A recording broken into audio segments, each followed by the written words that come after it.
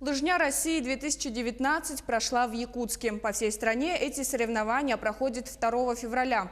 Но в связи с климатическими условиями региона у нас они традиционно проходят в марте на Зеленом лугу.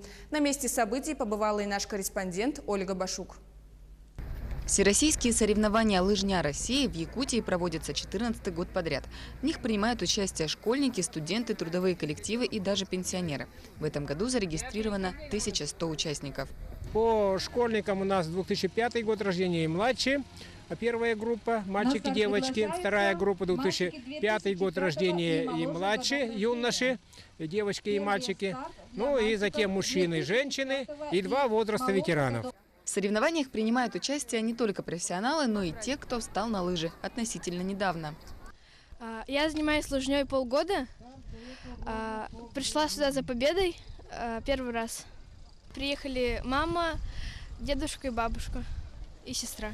Они за меня переживают и надеются на мою победу. Михайловы приходят на соревнования всей семьей. Их главный девиз – в здоровом теле здоровый дух. Именно поэтому уже поставили на лыжи 2-летнюю дочку. На призовые места она пока не претендует, но к спорту приобщается. В прошлом году первый старт был. Сегодня, нынче, 2-й год старта. На лыжню выходим всей семьей. Но я сам учитель физкультуры, физической культуры. Поэтому здоровый образ жизни. Лыжня 2019 завершилась, но далеко убирать лыжи не стоит. Уже на следующих выходных пройдет чемпионат города Якутска во Владимировке.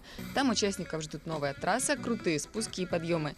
Ольга Башук, Григорий Николаев, Якутск.